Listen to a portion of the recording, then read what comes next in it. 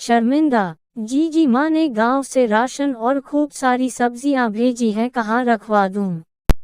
देवरानी नव्या ने अपनी जेठानी कनक से पूछा, तुम और तुम्हारे गंवार घर वाले यहाँ यह सब मिलता नहीं क्या, जो तुम्हारे माता पिता इतनी दूर से ट्रक में लोड कर सारा सामान यहाँ भेज देते हैं।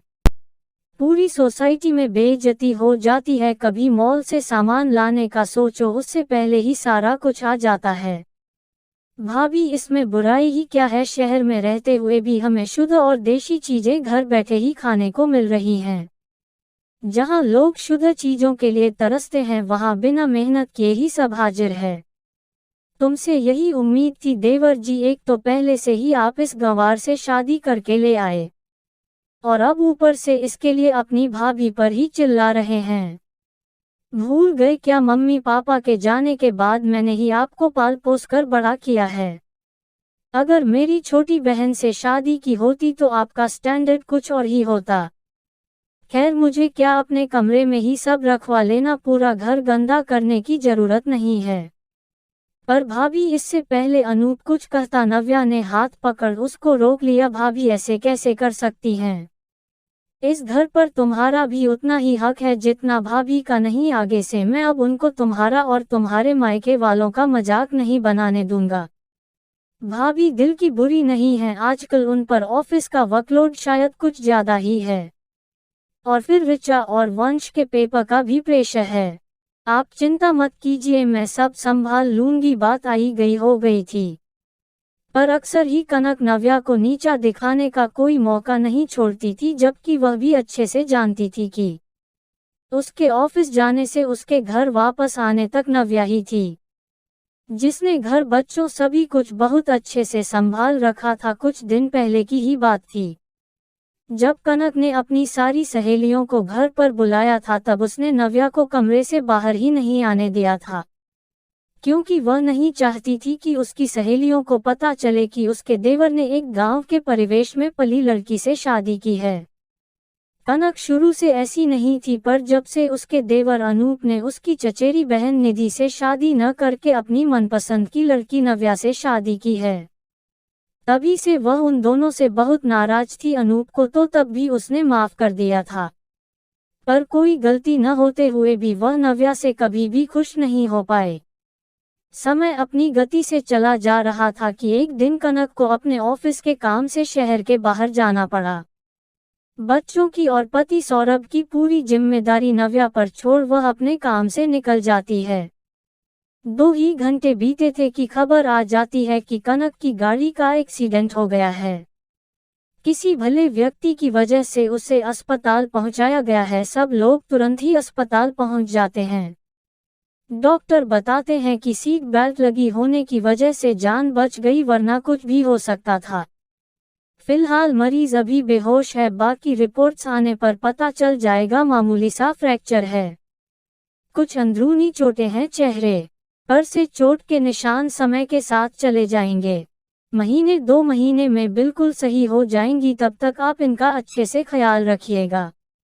डॉक्टर हिदायत देकर कनक को अस्पताल से छुट्टी दे देता है। घर वापस आते ही नव्या कनक की पूरी जी जान से सेवा करती है, जल्दी उसके घाव भर सकें, इसलिए रोज सुबह शाम जबरदस्ती दूध में हल्दी घोल कर देना, बाथरूम में खुद ही पकड़ कर ले जाना, अपने घरेलू नुस्खों से उसके तिल के तेल से हल्के हाथों से पूरे बदन की मालिश करना। हफ्ते भर में ही कनक को आराम मिलना शुरू हो गया था। एक सुबह, नव्या मुझे माफ कर देना, मैंने तुम्हें हर समय इतना बुरा भला कहा, हमेशा तुम्हारे पहनावे और बोली का मजाक उड़ाया, उसके बावजूद भी तुम सब कुछ भूला, दिन रात मेरी सेवा करने के लिए समर्पित रही। इतना तो कोई अपना खास भी नहीं करता। अगर मैं अपने पैरों पर फिर से इतनी जल्दी सही सलामत खड़ी हो पाई हूँ, तो सिर्फ और सिर्फ तुम्हारे घरेलू नुस्खों की वजह से। हमेशा तुम्हें अशिक्षित और गंवार समझा, पर असल में शिक्षित होते हुए भी मैंने तुम्हारे साथ अशिक्षित जैसा व्यवहार किया। मुझे माफ कर दो, आगे से मैं कभी भी तुम्हें शिकायत का मौका नहीं दूंगी। भाभी, आप मेरी बड़ी बहन के समान हैं, आपको मुझे डांटने फटकारने का पूरा हक है। माफी मांगकर मुझे यूं शर्मिंदा न करें, कहते हुए नव्या ने झुककर अपनी जेठानी कनक के पैर छू लिए। देवर जी, क्या आप अब भी अपनी भाभी से नाराज हैं? कनक ने अपने कान पकड़ते हुए अनूप से पूछा। भाभी माँ से भी कोई नाराज होता है क्या? मैंने तो अपनी माँ को बहुत पहले ही खो दिया था। आज मैं जो कुछ भी हूँ आप और भैया की वजह से हूँ, पर भाभी पर क्या भैया? अब जब आप पूरी तरह से ठीक हो चुकी हैं तब मैं आपको कुछ बताना चाहता हूँ। मैंने यहीं पास में एक फ्लैट ले लिया है। अब से मैं और नव्या वहीं रहेंगे, भैया तो सब जानते हैं।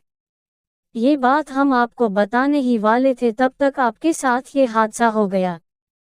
पर ये सब क्यों, कब, कैसे, एक साथ ही बहुत सारे प्रश्न कनक ने पूछ डाले। अब तो सब कुछ सही भी हो गया है और आपने भी मुझे बताना जरूरी नहीं समझा? कनक पति सौरभ से गुस्सा होते हुए बोली।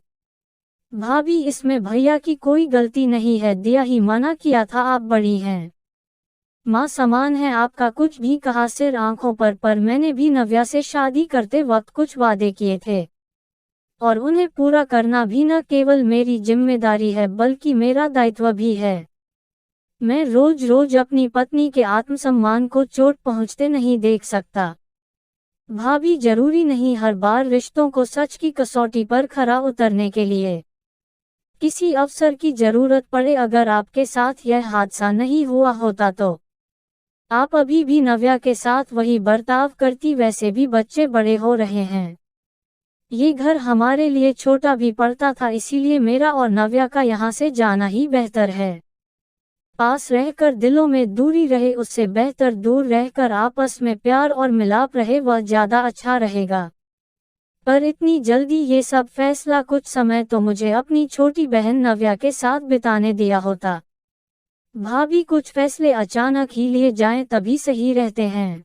नव्या और अनूप दोनों ने अपना सामान लिया और अपने नए घर के लिए निकल गए।